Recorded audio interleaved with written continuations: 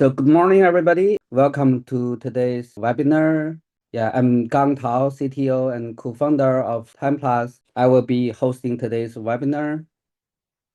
This is today's agenda. First, I'm so excited to have our guest, CTO and founder of Buhta, Rauan. Rauan will share his story about building real-time data pipeline using Timeplus.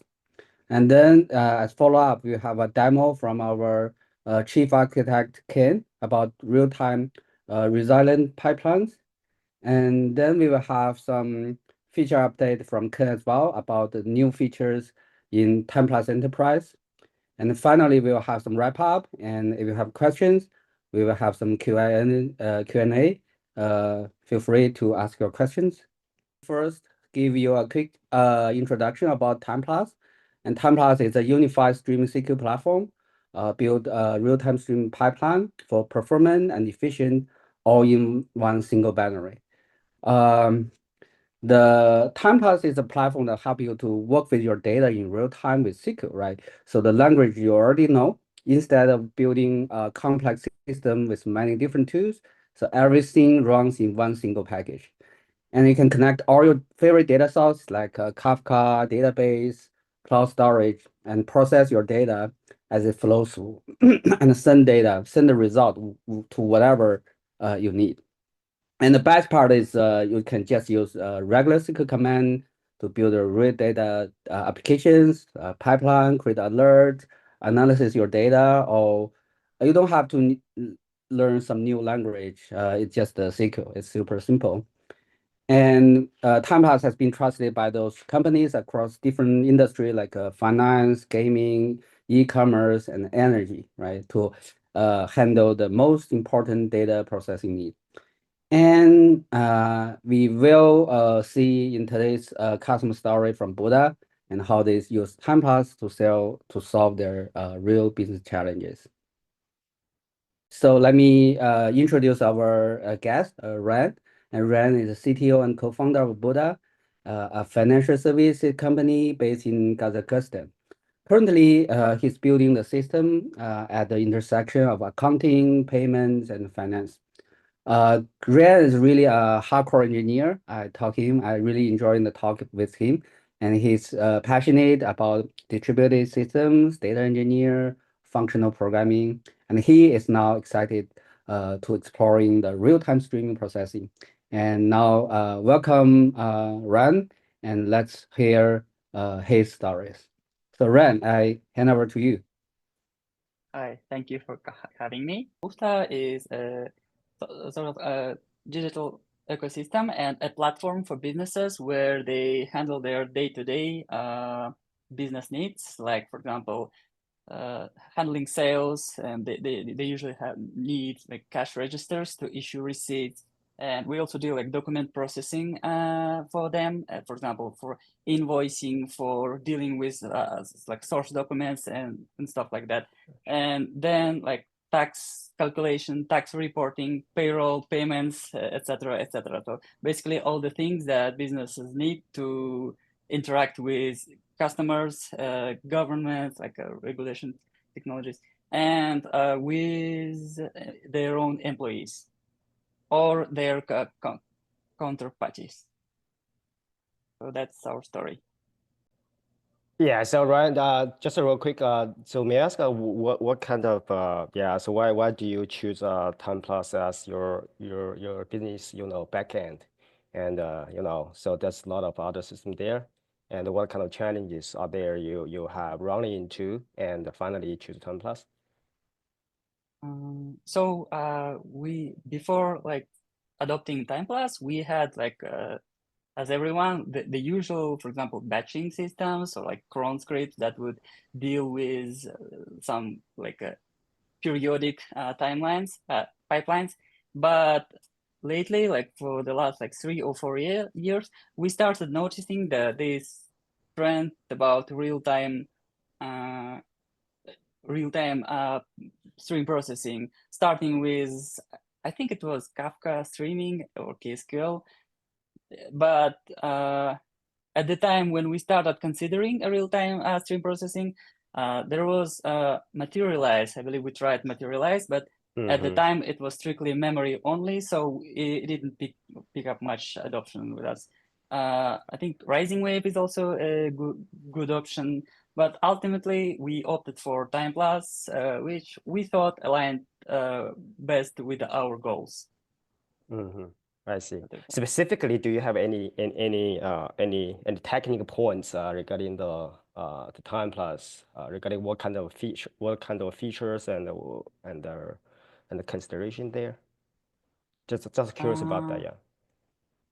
I think the biggest selling point about Timeplus is probably the simplicity of it all and the fact that so the pipeline is like a very basic, even trivial, I would say, SQL query that handles all the all the heavy lifting, and essentially you move the data as a simple SQL query. That just opens up a lot of opportunities where it's very easy to reason about the ETLs as a simple SQL query. So I believe this is the future for ETL. Oh, I see. Yeah, cool. Yeah. So Rauan, can you share with our audience a little bit about your ETL architecture? Like, where's your data? How it is generated? How do you get this data into Timeplus? And what are kind of aggregations or query you're running using your pipeline? And what is the output of your pipeline? You know, what specific problem it solves, right? The task was moving data from our system to a remotely situated Kafka cluster. Our system and the tax government endpoint, like it's a Kafka cluster, which is already like mind-blowingly innovative, and we needed to move data from our system to there, but there is the things like buffering, things like network always like the network disconnects, and that we don't have those systems lying next to us, like in the same data center. So we didn't want to deal with the intermittent disconnections and stuff like that. So we wanted to move away from that and have something that would solve that for us. And so what we did is we leveraged a regular HTTP ingest API that Timeplus supports, and we sent our payloads to Timeplus's native append-only streams, which is, I believe that is the simplest primitive in Timeplus, and they basically act like short-term queues. And then on the destination side, there are remote Kafka topics that are, in Timeplus terminology, it's an external stream. So each pipeline is a very simple SQL query that moves data from a local stream to a remote stream, and that's it. Like we have like 9 queries that amount to 9 ETL pipelines doing like its own thing. And we also we leverage Timeplus console a lot because it's very easy to observe, like if we have a lag, if you have a disconnection, and if we have some downtime at one of the steps. Right. So you share about the main use cases, like moving data from A to B, right? From some of your applications to the Kafka brokers. And do you do any like data manipulations? Like do you do filtering? Do you do aggregation, enrichment using drawing, or it's just a simple like data replications? When I mentioned those like 9 pipelines, those actually were like phases of one single like a solution, where first we sent data through 3 pipelines, for example, then we read data back from another topic. It's like Kafka-based RPC system. So we send data, we get the result from other topic, then we batch it, we aggregate it, and we shape it into a form we can consume, and then reprocess it and send it back. So Right. I would say yes, definitely. There's what Timeplus handles for us, like other than just buffering and moving data around. That would Yeah. be like, for example, we utilize Avro schema. So native support for Avro. Timeplus basically reads the data, decodes the payload, and aggregates it, and converts it to our other schema and sends back to our system. Yeah. That makes it. Yeah. That's and yeah. Yeah. Ken, do you have other questions? Yeah, this is a very typical data processing pipeline. Templus is in the middle, and Glue. Yeah, I really love your envision about your retrospection about the word Templus is just like a glue layer to a missing piece between the operation database and also the message bus. Absolutely, Templus can simplify a lot of things here. So yeah, so how do you feel about time pass? Like when you implement these solutions, do you feel like save your time, or what's the best feeling about these solutions?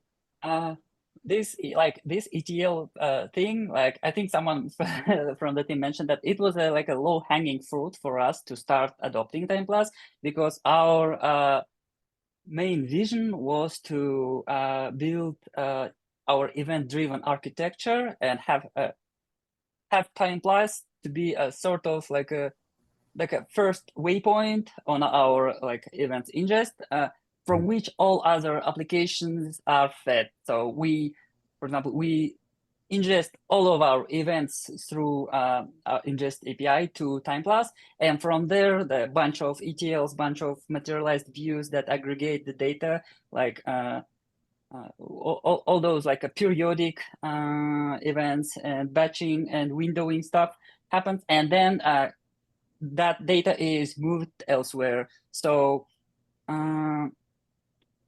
for example, for compliance, we would be ingesting our events, and then from there we send data as audit logs to, I don't know, Elasticsearch or Splunk, and then do alerting, like business events alerting, and monitoring, I don't know, send data to, for example, OpenTelemetry data. But we prefer, for business cases, we prefer doing hand-rolled our own events to own events data structure and do stuff with it outside of the systems monitoring stuff.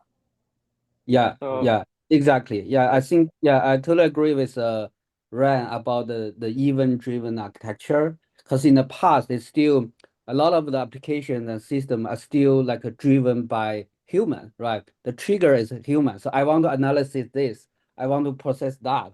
I trigger something. And with the streaming processing with Timeplus SQL, streaming SQL, everything is actually automatically driven by the data, right? When you have this new data, and data will be processed by the Timeplus materials views or streaming queries. And these are automatically run there. There's no human in the loop, but it's purely driven by your data. So you get all the result driven by your data. So that's really something different with compare with the traditional data architecture. within traditional data architecture, even if we had a very well-defined event schema for the data structure, but Yeah. still that for example, you ingest it somewhere and you have this very large warehouse of the data, it would be still difficult to extract value from it. So you would have to write ETL pipelines from there. But with this architecture, where we have a Timeplus as a waypoint, where we ingest all our data, that every use case you could think of would be at the snap of your fingers, one SQL query away, and that query would be a real-time actual streaming query. Yeah, exactly. So yeah, so So how do you, because I see your business will grow definitely, and Timeplus, we would like to grow with you as well. So, but how do you see this kind of pipeline evolving with like when your data grows? Mm-hmm. So we see that the first step for us was doing stuff like that as an after effect. So we ingest our events and do stuff that is even if it's real time, like alerting and monitoring, it is still an afterthought. What we are thinking about next is building runtime subsystems that would consume real-time query data and use it for stuff like, for example, fraud detection, business rules engines, etc. So that they are standing at our like read and write paths for our customers, and they would be consuming data from Timeplus in real time, and we could act on it immediately. This was the one thing that I had in mind that is like very different from the usual ETL stuff. And another would be replacing like Kafka specific workloads with using Timeplus directly, because the volume of data we are ingesting into Kafka, it wouldn't really justify using Kafka because we have like a very small volume. I mean, it's decent, but it's still small. So anything else would be fine. But we really enjoy Kafka. Like it's very ubiquitous, and pretty much any tool we adopt, it has like a first-class support for Kafka. So Kafka has a very rich client ecosystem. But if we wanted to enjoy those like one SQL query away things, like doing stuff with the data, I think Timeplus could act as a replacement for Kafka in some use cases where we need to act and gather insights from the data immediately. And this is another use case for us, which would be probably the next one. And there is one use case I'm like very excited about. It would be like building PubSub systems on top of Timeplus. And one in particular is webhooks infrastructure. We've been talking with people from Timeplus about it a lot, because so webhooks infrastructure, like if we were to build it in our backend, for example, we would have to have that data in memory and just to do a matching. But with Timeplus, it would be a very simple like joining of two streams. One is subscriptions, like a event subscription, and another is an event stream. And by simply matching their topics, we would just simply derive a ready to ingest stream, the destination stream of events that are already ready to be delivered. So it's hard. It would be, I consider it to be hard to implement. Not that it's like an unsolvable problem, but it's hard to operationally. It would be hard to maintain. But with Timeplus, it's a simple one SQL query, and another one to ship it elsewhere. Cool. Yeah, cool. Right. Yeah. It seems like I think what your plan is quite straightforward. It's a nature journey for the data guys. Because for example, for data engineers, so first you have your application system, right? You have a database or a TP database. It's your key data to support your application. And then you want to analysis. You have OLAP, you have data warehouse, and but you want to move data from these two systems, right? Then you can use Timeplus or you using any other ETL tools to move data in real time from system A to system B, right? And also there's an observability system, your logs, metrics, you want to collect this data, process this data as well. This is where Timeplus can help.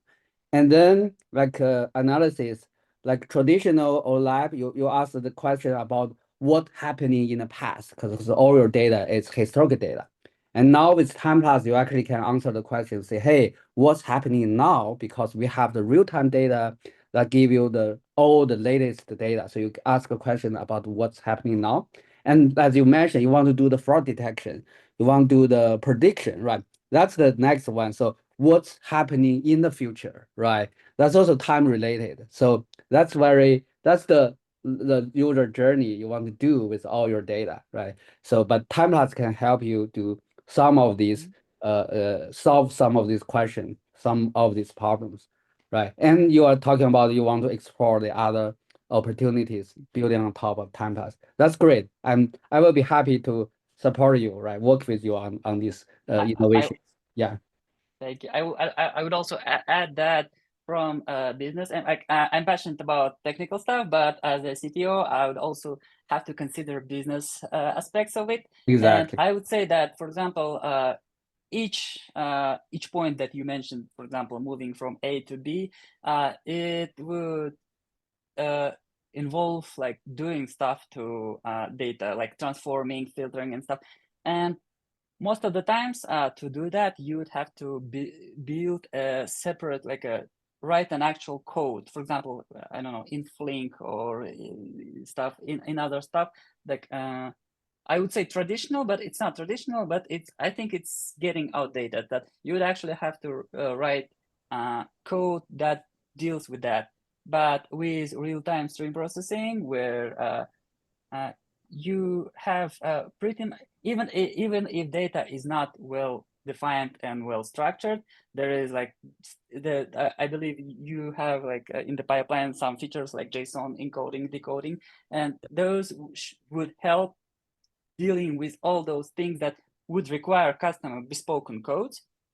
Code that needs like a data team of engineers that needs to write it, maintain it, operate it.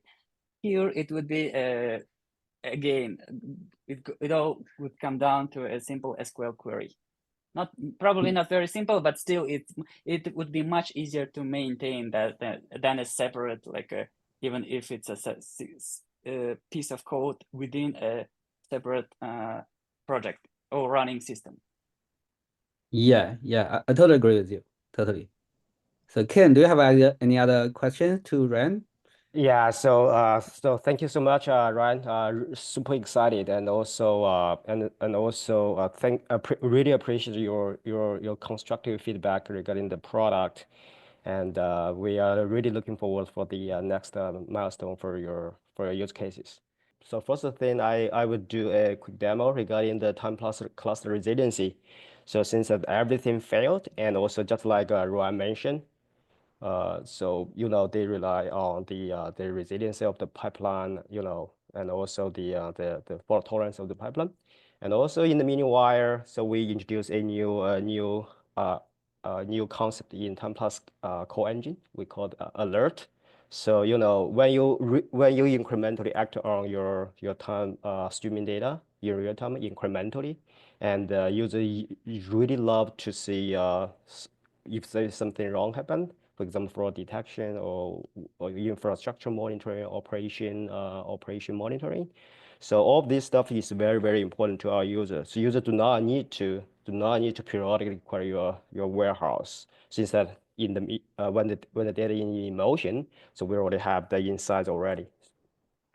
So the demo setup will be like this way. We will have a K3D cluster, and which is basically we will install the Timeplus D cluster in this cluster locally, and we will install the chaos mesh, and the chaos mesh will emulate different chaos like network partition, and also node crash, and also some of the packet loss, quite a lot of different combination.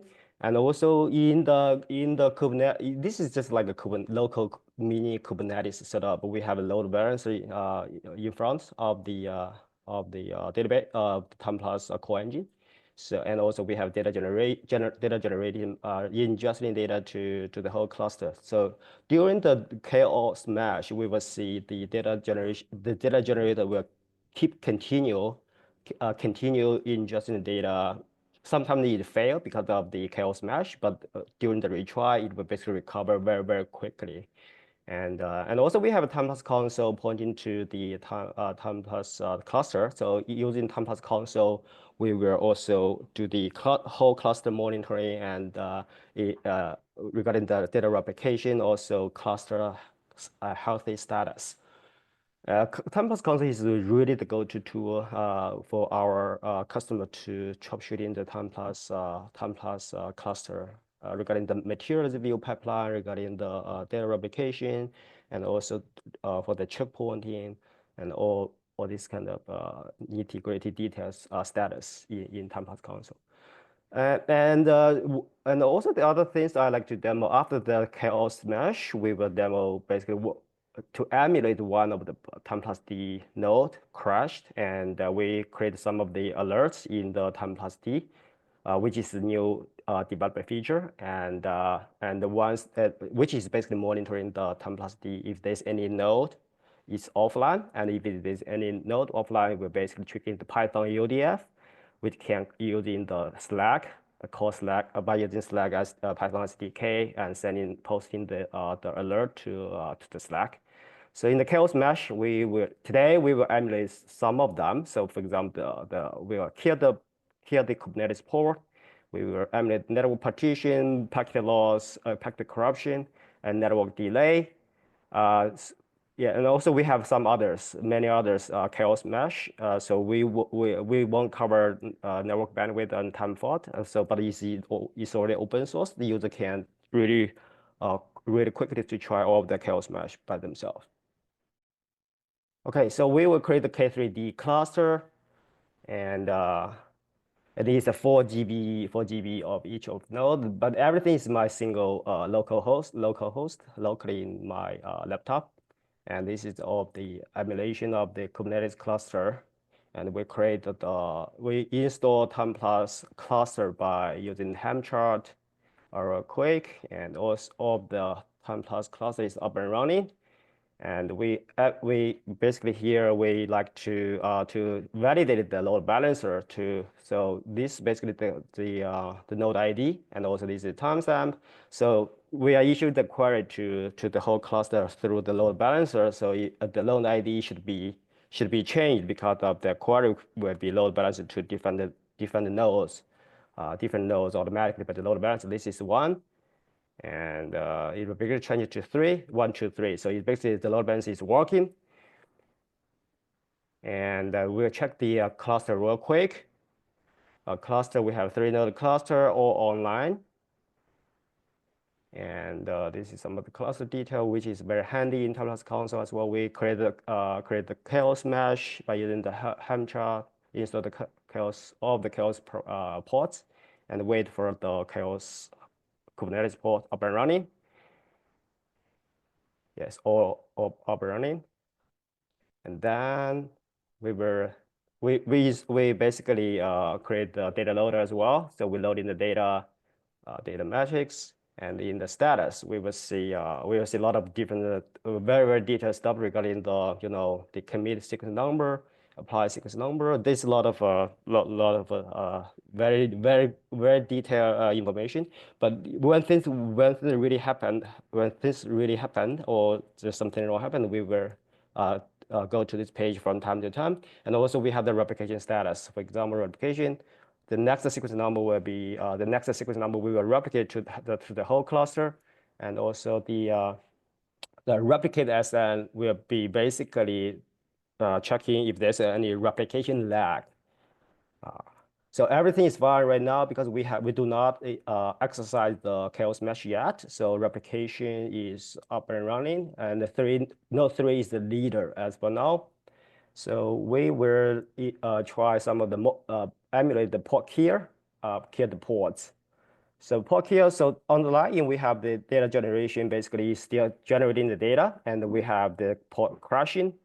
And this is basically the age is like 7 seconds. So during the data ingestion, we can see port 2 is basically crashing, but the data ingestion below, is still up and running. Sometimes it has a data ingestion error because the load balance the load balance is basically hitting the wrong wrong port. The crashed port has data ingestion error, but it recover very quickly. So we crash another port.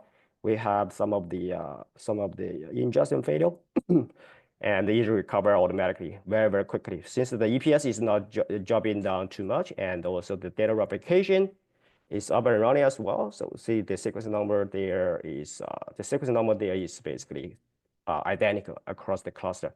And also the leader has been changed to leader 1 without any kind of data. The data ingestion is still up and running.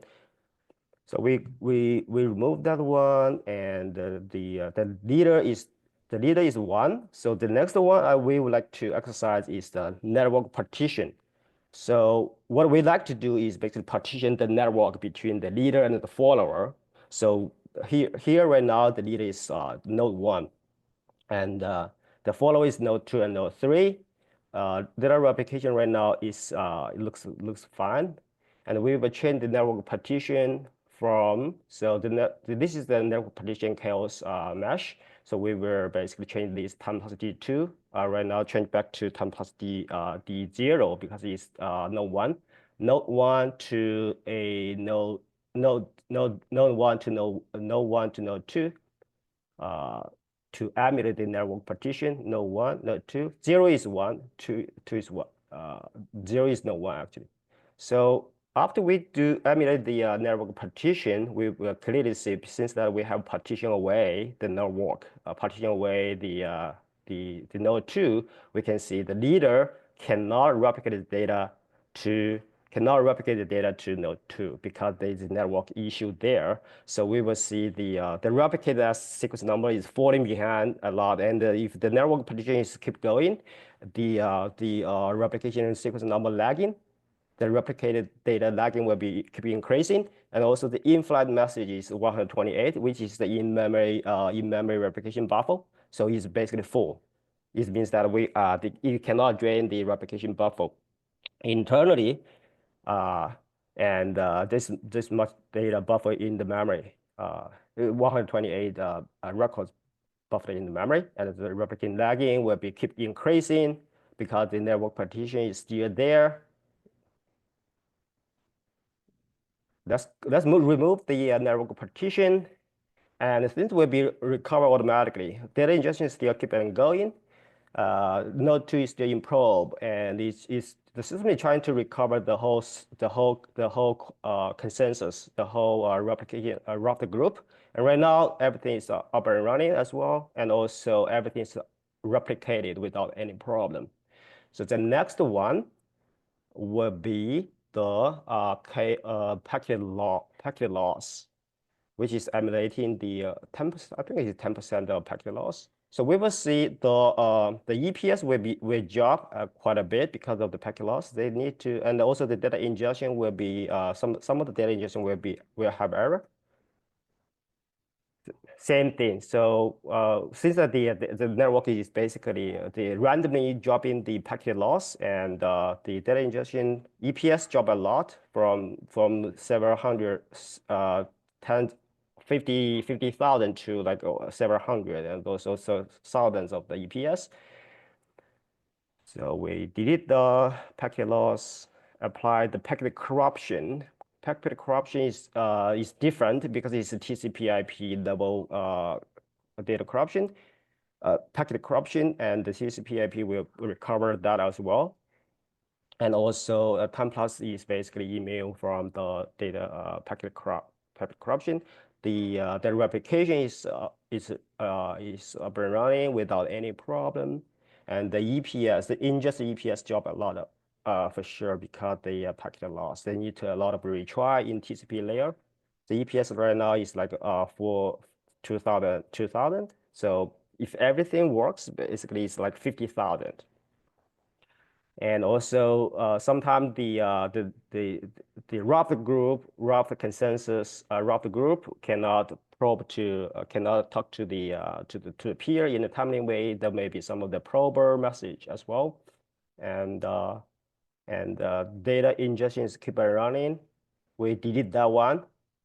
Delete the packet loss, and it will be recovered automatically, just like before.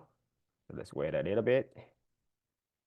Yeah, so the EPS, the replication is up and running, and the EPS is pretty slow as well because we have the network delay, and also the replication has some problem to node 2. And we delete the network delay. It will recover automatically. Right now, the EPS will recover from several thousand to tens of hundred. Right now, the EPS is like 35,000 is recovered because we removed the network delay, and the replication will recover soon as well. So next stuff, this is all emulate the chaos mesh, no matter what kind of network partition, network packet loss, packet delay, or what kind of network jitter, and also the port kill the port, and also fail the port. All these kind of failures, Timeplus can recover from all of this, and we are also literally improving this kind of resilience as we go. And the next stuff I like to demo is basically the alerts. Since that we using Timeplus to monitor the operation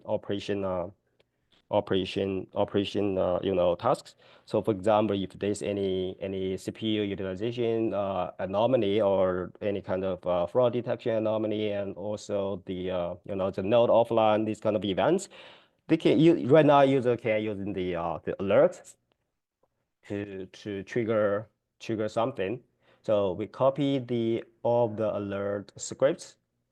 So in general, we create a Python function, and the Python function is just like sending to Slack, and we are importing the Slack SDK using the Slack token, and create a Slack client. And also after we get the data, we basically posting the message to the Slack channel.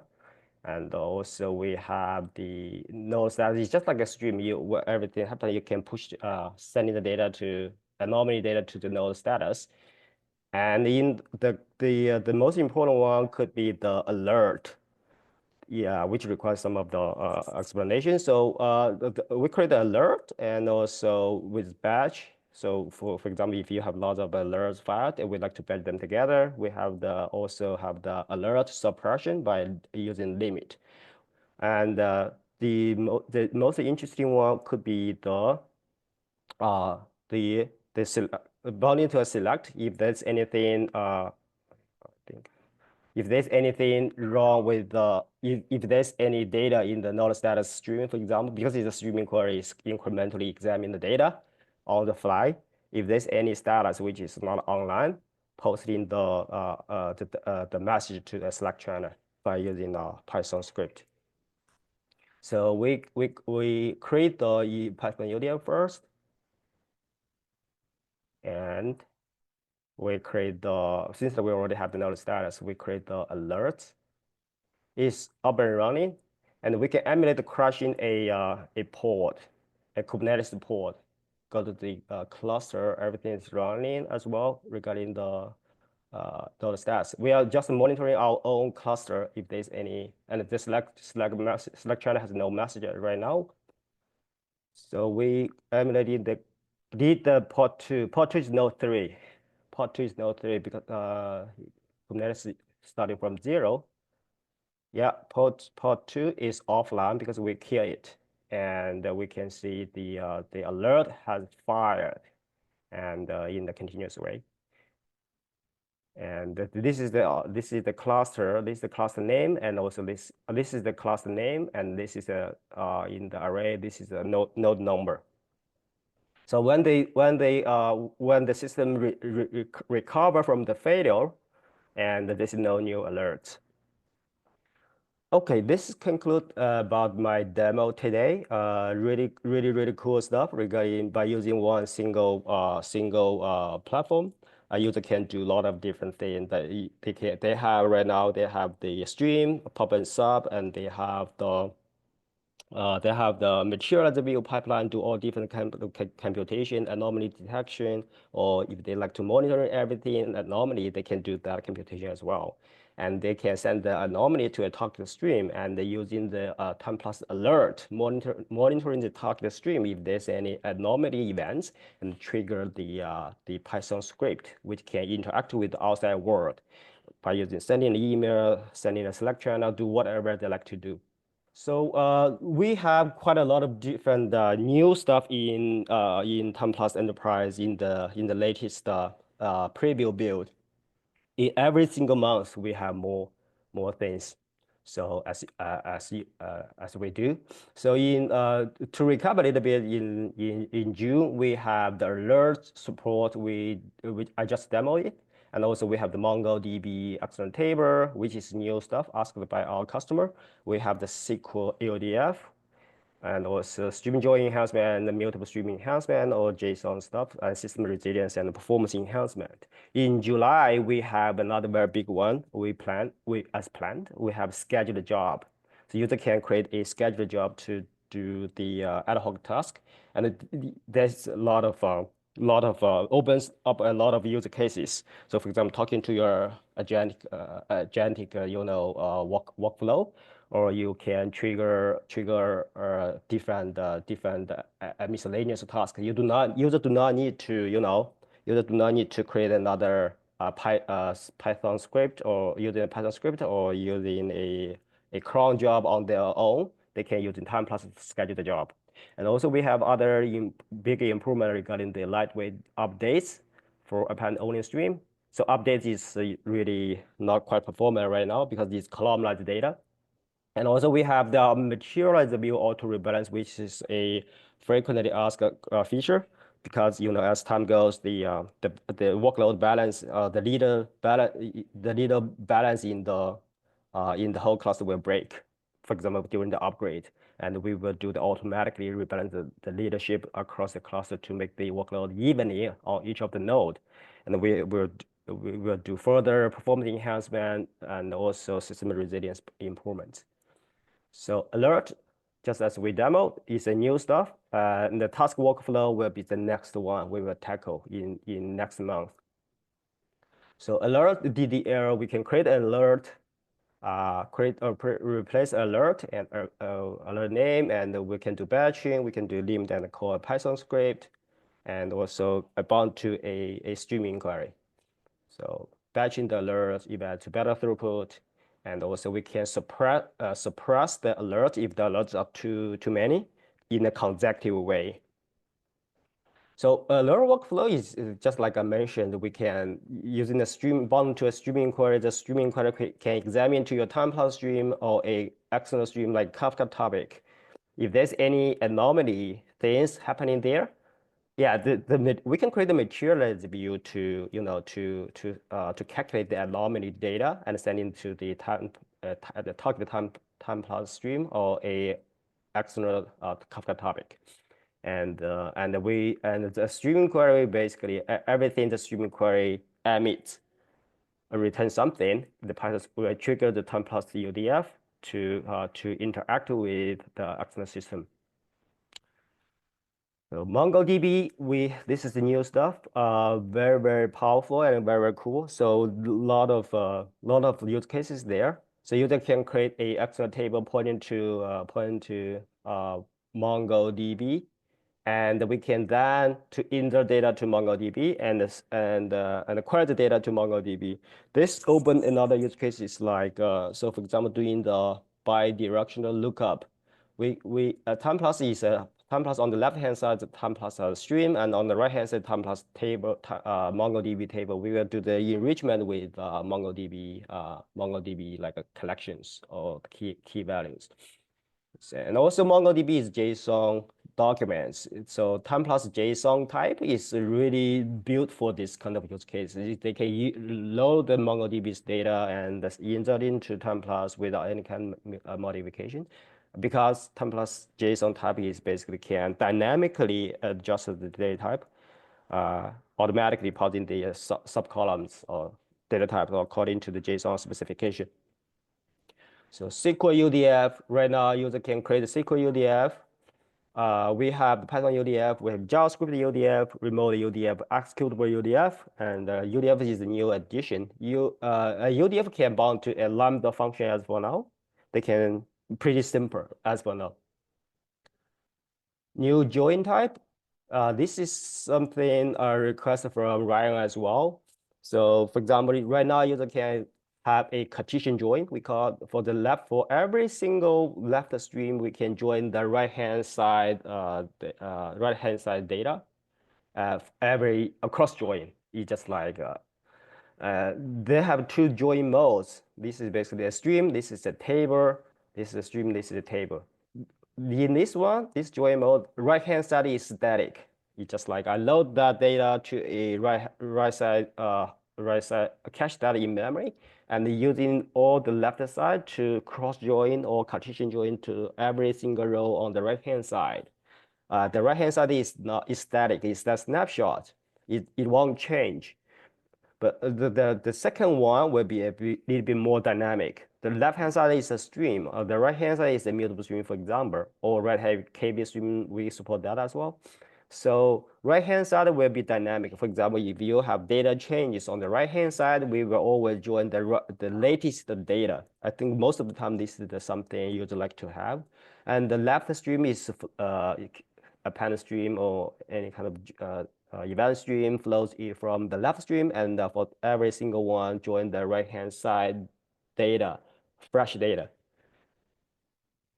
Yeah, this is the join type. We have another one which is for latest join to fulfill another use cases. So if the right-hand side do not have the join key, we still emit the left-hand side event.